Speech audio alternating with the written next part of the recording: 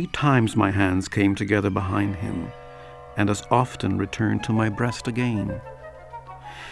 My wonder, I think, must have been painted on me, because the shadow smiled and drew away, and I pushed forward, following after him. Dante is unable to embrace the shadow of a man he knows. It is Casella, a musician from Florence whom he loved. Casella had been a friend of his, whom he used to visit for, as he says, comfort after days of stress and things. And Casella had sung to him, and Casella apparently had set and sung many poems of Dante's. And Dante says, while we have a moment, would you just sing to me once more that poem that you sang? And Casella starts to sing it, and they're all hypnotized right there. Love that speaks in my mind, persuading me with never-ceasing pleasure of my lady. Love that speaks in my mind, persuading me, he began then, so sweetly that even now the sweetness goes on sounding in me. All of us were caught up listening to his notes. The music of his words so sweetly sounds that the attentive soul, which hears and feels, exclaims, alas, why have I not the power to tell of what my lady I do hear? This protagonist telling the story is also Dante, the poet of that poem of love. There is no way to express real love or real feeling. And in a way, he's saying, look, what I'm saying to you is impossible. When he's saying that, he is also talking about poetry. Because what poetry is trying to do, which is one of the things that separates it or distinguishes it from most prose, poetry is trying to make language do something that language itself cannot really do. It is trying to express what cannot be expressed. Poetry is trying to do the impossible.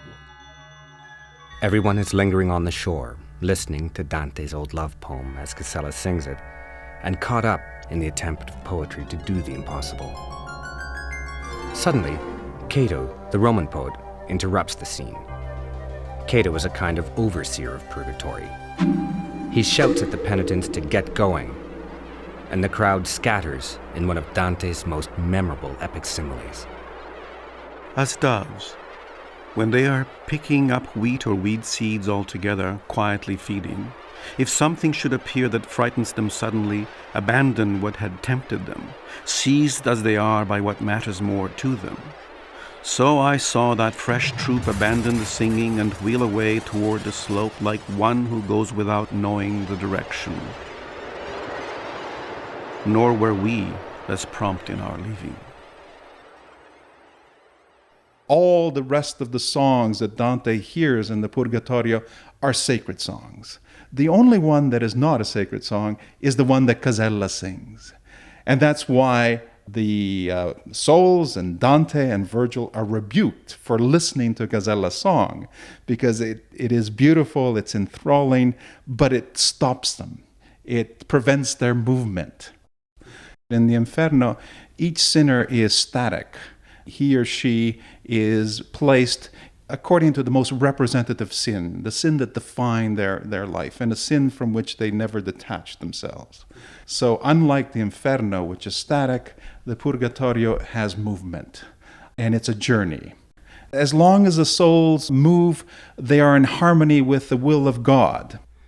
There you have, in one scene, the second canto out of 33, a kind of overture to the defining themes of the entire Purgatorio: love, poetry, journey, and the necessity to make time count in the reformation of the soul. But take a step back from the scene, and you'll realize how brilliant and shocking it is. In the Inferno, Dante conscripted Virgil, a pagan poet, as his guide in this Christian epic. In Purgatorio, he enlists Cato, yet another pagan poet, and this time Dante goes further. The real Cato killed himself, and suicide was a damnable sin for a Christian. Yet here Cato is, shooing the souls up the mountain of purgatory. Literary critic Harold Bloom. He is endlessly audacious, which is, I think, the heart of the matter. Had he been even just a good poet, what he's trying to get away with there would not have been accepted, And at one moment or another, the church would have seized the work and said, this is heresy.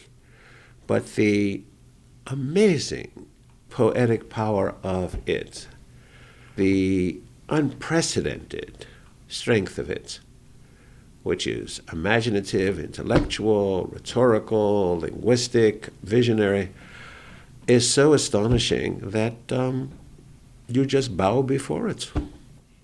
He will not trespass into certain areas. He puts his emphasis elsewhere.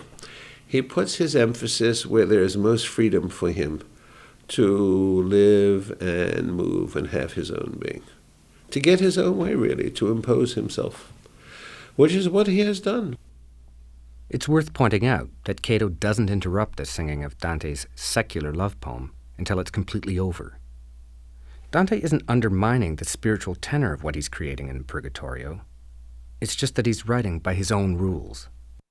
In fact, at the beginning of the Purgatorio, Dante says, La morta poesia resurga, let the dead poetry rise again. And most commentators gloss that passage as the dead poetry refers to the Inferno, where the souls are dead, spiritually dead. But I think that Dante there is actually referring to a more technical definition of poetry. In one of his treatises, the De Vulgare Eloquentia, he defines poetry as music and rhetoric. Now, the Inferno has rhetoric, but it has no music. There are no songs, no singing. There's just noise. And the poetry that obviously exists in the Inferno is poetry where you have these harsh and grating rhymes, le rime aspre chiocce that Dante talks about. And that is a significant difference between the Inferno and the Purgatorio. The Purgatorio is a realm of light, it's a realm of music, it's a realm of movement. When you get to the Purgatorio, you have suddenly this music. Because if the souls of Inferno are untuned, the whole object of the Purgatorio is to retune their souls. Dante regarded himself as devout, but this is, after all, the way he puts things together. Because, he is reworking everything. He will take anything he wants to or can from tradition to build up his composite, but he's still doing the selecting. Where's his humility? He goes through Purgatorio, which is supposed to remove his pride and substitute humility, but nobody believes that ritual for a moment. And in the end, I think a healthy narcissism, a healthy poetic narcissism, is absolutely essential to the greatest poetry. And there is more of that kind of poetic narcissism in Dante than in anyone before or since. Like all the great poets, who have had religious temperaments, his sheer originality, his sheer power of invention, finally does make him a sect or religion of one.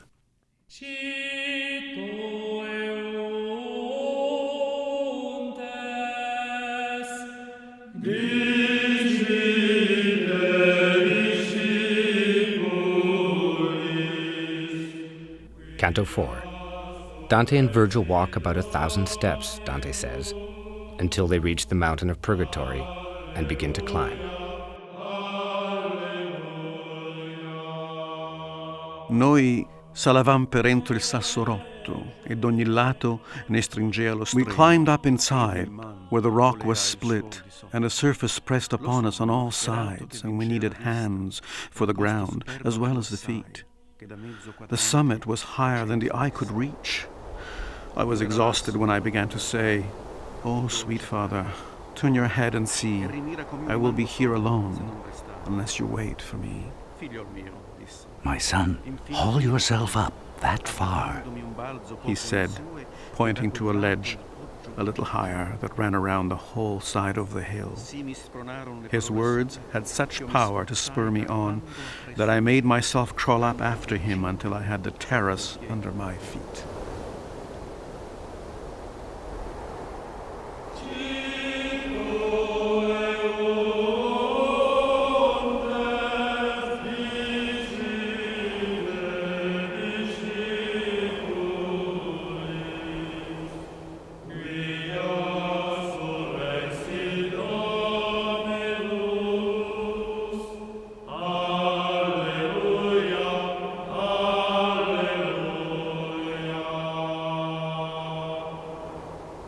On Ideas on CBC Radio One, you're climbing the mountain of purgatory with Dante and Virgil. The mountain is steep. There's no plant life, just bare rock face. But on you go. Program 2 of our 3-part series, Dante, Poet of the Impossible. Writer-broadcaster Greg Kelly. After his exile from Florence in 1302, Dante's years of wandering could almost be described as the scaling of a mountain. He had to surmount both the rage and sorrow he felt within himself and the physical deprivations of being rootless. When his banishment was still fresh, he stayed within Tuscany, hoping that the city would eventually open its gates to him. It didn't, so he moved on, staying in Verona, then Padua, Bologna, and who knows where else. Dante would later speak sadly of this time, how it made him lonely and thin. Dante scholar Giuseppe Mazzotta. Exile is always a tragic occurrence. In the Middle Ages, as well as in the times of the Greeks, the value and worth of a human being depends on the place he or she occupies within the city. And if you have no city, if you are exiled from the city, then your very idea of identity and your very sense of who you are is literally destroyed, undone. It's undone. So Dante goes around various Tuscan cities hoping and hatching plots alongside the other expatriates of going back to Florence and taking revenge against the faction that had exiled him. I'm sure that he had exhilarating moments, the moments that come with schemes of revenge and violence. And nonetheless, he decides to remove himself from all factions. He decides that the best course for him to take now that he's in exile is to be a party to himself. So he removes himself from the other partisans of his faction, and he abandons partisan viewpoints. What I'm saying is that exile became from him a blessing because it gave him finally a universalizing perspective on all problems. He could no longer be defined in terms of his being a Florentine. Now he can take a universal standpoint. And I think that exile is the key to his extraordinary universal vision. Dante the Florentine was becoming Dante the writer of a masterpiece. All the while he'd been writing his way out of his predicament. His Inferno, book 1 of the Divine Comedy, had made him famous. It was being circulated all over Italy. And after 10 years of wandering, his physical circumstances had greatly improved. He had a patron, Can Grande della Scala, a nobleman in Verona, who provided him with a magnificent apartment and decorated its walls with images of the Muses.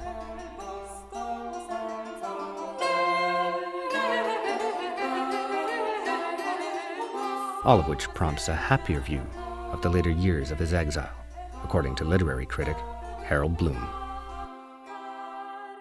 He does not suffer want or privation in exile. One great magnate or another adds him to the court, makes of him a counselor, honors him by putting him up very well indeed. Dante speaks of the bitterness of walking up another stairs and eating someone else's salt bread of exile, but he didn't, in fact, literally do that. He was a very prominent person. There's no question about that. First of all, he was already a very well-known poet when he went into exile, before any of the Commedia had been written. He was already widely celebrated. I don't think that someone with Dante's poetic ambitions would have let them be thwarted. I must say, though, there was a lot of anguish. A nature that powerful and that given to celebration and self-celebration is also capable of enormous anguish.